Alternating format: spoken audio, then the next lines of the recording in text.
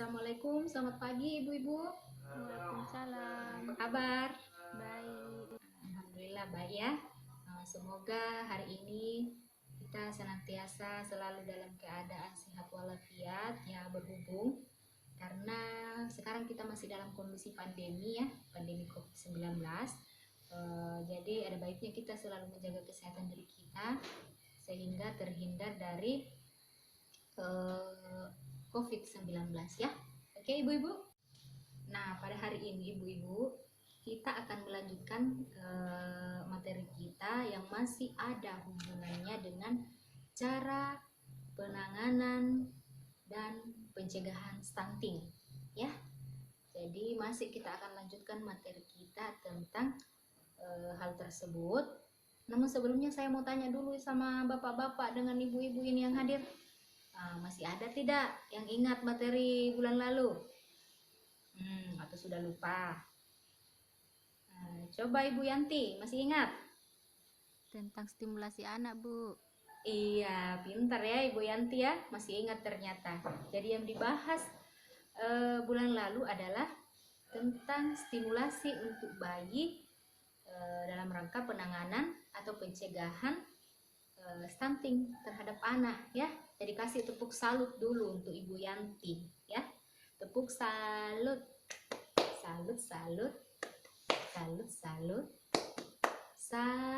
Jadi sebelum kita masuk materi, saya mau tanya sama ibu-ibu dulu. Ibu-ibu tahu tidak apa itu bantuan sosial? Bantuan dari pemerintah, Bu. Sudah dijawab sama Ibu Rini. Bantuan sosial adalah bantuan yang diberikan oleh pemerintah. Ya, itu. Kemudian di sini sudah ada yang dapat bantuan sosial. Ibu-ibu sudah ada yang dapat bantuan sosial. Nah, bantuan sosial apa yang sudah ibu terima? Ayo, ada yang bisa menyebutkan satu saja. Ayo, siapa? Ibu Linda. Bantuan sosial apa yang sudah Ibu Linda terima? Bantuan PKH, Bu. Pintar sekali. Bantuan PKH. Ya, jadi bantuan sosial itu diantaranya ada PKH ya. Kemudian bantuan apa lagi? Beras. Iya, bantuan beras atau bantuan sembako ya.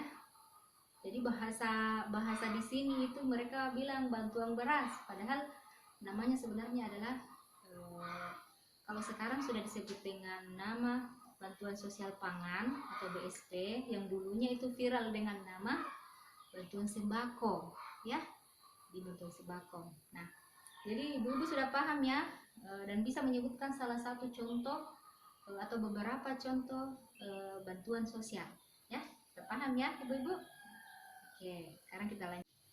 Sekarang ibu-ibu perhatikan ya. Coba ibu sebutkan salah satu jenis bansos beserta apa manfaat yang ibu rasakan dari bansos tersebut atau dari bantuan sosial ini. Ya, ayo, ada yang bisa menyebutkan? PKH, Bu. Oke, PKH. Ya, PKH ya. PKH merupakan salah satu jenis bantuan dari pemerintah. Ya. Jadi kira-kira menurut ibu manfaat dari PKH ini, manfaat dari bantuan PKH ya, itu gunanya untuk apa? Ayo. Untuk beli keperluan anak. Pintar. Membeli keperluan anak.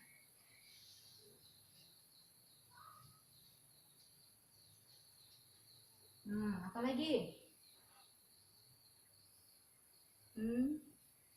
Ayo, siapa yang bisa jawab? Membeli beras. Membeli beras ya, bagus. Kira-kira apa lagi? Lagi, yuk. Berobat. Untuk berobat, bagus.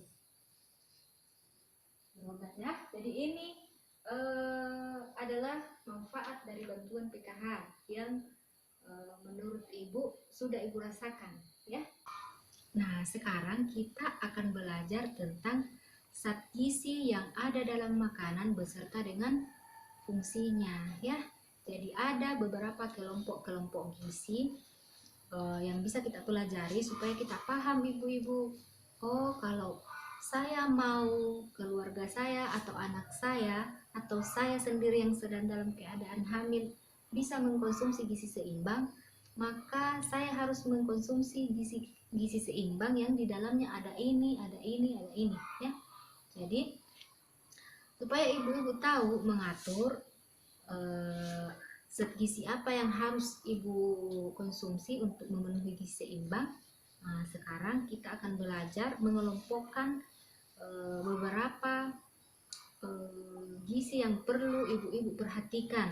Yang perlu kita penuhi adalah makanan pokok, ya, atau karbohidrat.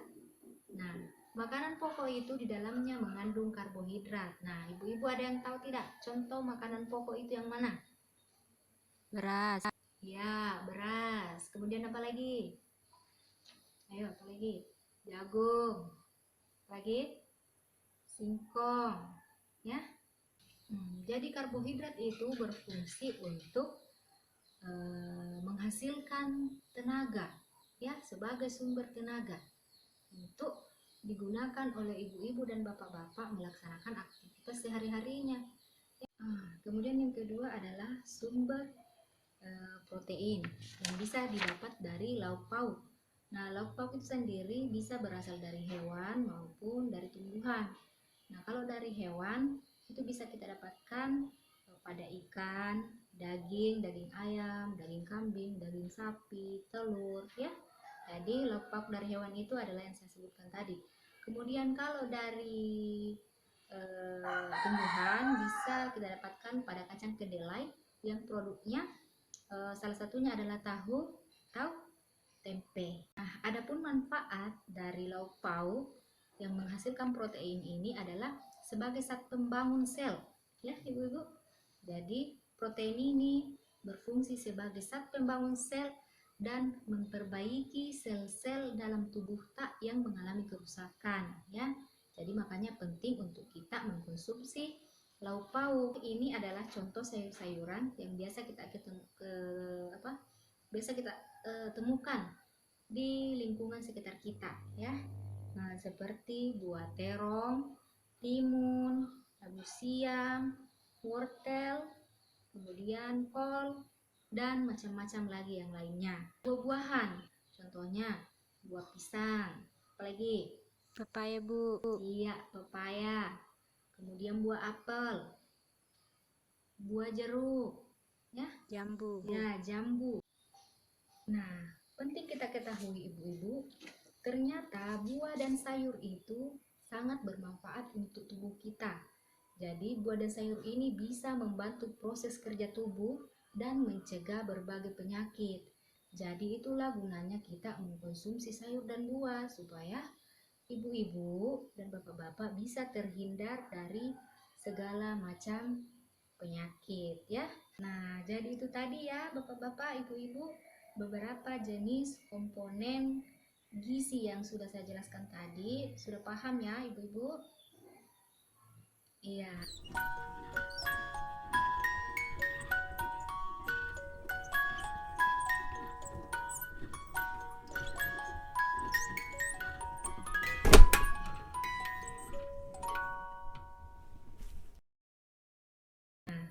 Sekian pertemuan kita pada hari ini. Mudah-mudahan bermanfaat bagi kita semua.